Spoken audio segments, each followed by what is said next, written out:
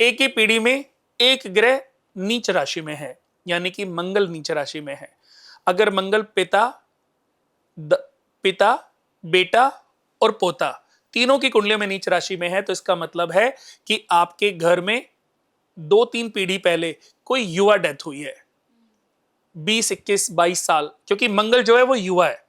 और ये इंडिकेशन है, नीच राशि में होना ये इंडिकेशन है कि बारंबार अगर वो ग्रह नीच राशि में है तो वो इंडिकेट कर रहा है आपको। हर ग्रह का नीच राशि में होना और हर ग्रह का उच्च राशि में होना ये इंडिकेशन है।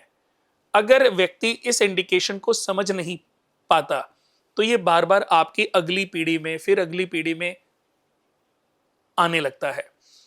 जैसे मेरी जन्म कुंडली में मंगल नीच राशि में है, तो ये इंडिकेशन देना चाहता है प्लैनेट, बट अभी मुझे समझ नहीं आ रहा है, क्योंकि मेरे पिता की कुंडली में तो मंगल बहुत अच्छे हैं और मेरे बेटे की कुंडली में भी मंगल बहुत अच्छे हैं, लेकिन मेरी जन्म कुंडली में नीच राशि में, बट उनका इंडिकेशन तो है।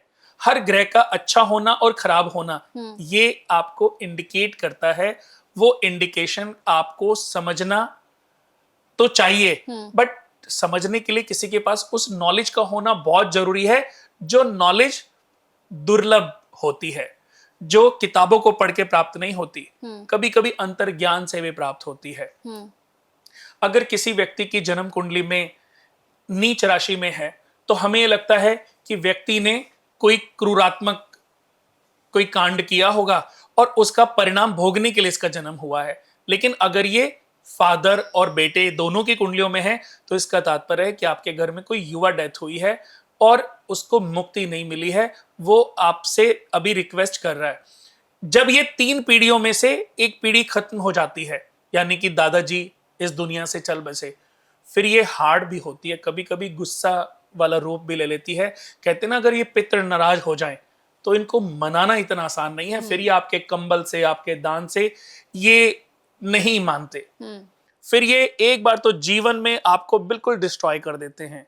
कभी जीवन में कोई बड़े तपस्वी, कोई महान सिद्ध पुरुष मिल जाएं, वो समझाएं कि यार आपके पितृ नाराज हैं और आप ये दान करो। पितरों का, अगर पितृ नाराज हैं तो उसके लिए सबसे अच्छा उपाय सिर्फ दान है। एक्चुअली पितृ अपना मोक्ष चाहते हैं, वो देख रहे हैं कि आप अपने बेटे की शादी में 5 करोड़ खर्च कर रहे हो, लेकिन हमें मोक्ष दिलाने के लिए पुण्य अर्जित नहीं कर रहे हो।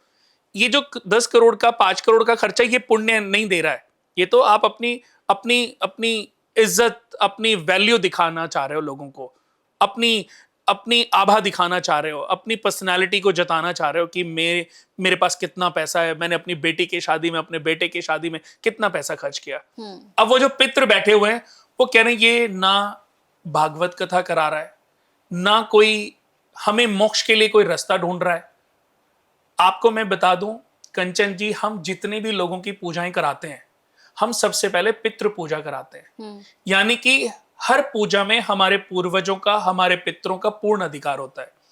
और अगर आपके जो पूर्वज हैं, आपके जो पितृ हैं, उनको अगर हिस्सा नहीं मिलता तो वो भी अशांत होते हैं, वो भी थोड़े नाराज होते हैं। आपके हैं तो वो फैमिली मेंबर ही ना। अच्छा, एक उदाहरण देता हूं। आपके घर में मम्मी पापा रहते हैं, बच्चे रहते हैं, आप, आपके हस्बैंड सब रहते हैं, या आपके सास ससुर रहते हैं, इसे समझ लीजिए। तो जब आपका घर में खाना बनता है तो सबसे पहले आप खाना किसको परोसते हैं? पापा मम्मी को। बुजुर्ग हैं, उनकी एज हो गई, उनको टाइम से भूख लगती है, तो जो हम खाना उनको परोस रहे हैं, तो ऐसे ही हमारे पूर्वजों की भी एक भूख है। अगर वो भूख, अगर उनको खाना नहीं मिले, उनको बुरा लगता है कि देखो वो अपने बेटे के लिए। और इस बात से मैं कहता हूं चलो वो नाराज नहीं होंगे, बट जब आप अपने माता पिता की, अपने सास ससुर की थोड़ी सी केयर ज्यादा करोगे ना, तो उनको खुशी मिलेगी। और जब खुशी मिलेगी तो उसका रिवर्ट बैक वो इतनी सारी ब्लेसिंग्स आपको देंगे कि आप सोच भी नहीं सकते कि उनकी ब्लेसिंग से आप कितने तरक्की कर रहे हो। तो हर पूजा पाठ में हमारे पूर्वजों का हिस्सा होता है। बिल्कुल। तो इस हिस्से से वो अपने मोक्ष के लिए उसको यूज करते हैं। कई बार क्या होता है कि कभी हमारे किसी पितृ को अगर मोक्ष नहीं मिला है तो हम जो पूजा पाठ करते हैं, हम जो दान करते हैं, हम जितने भी यज्ञ अनुष्ठान करते हैं, उसका 25% भोग उन्हीं को जाता है।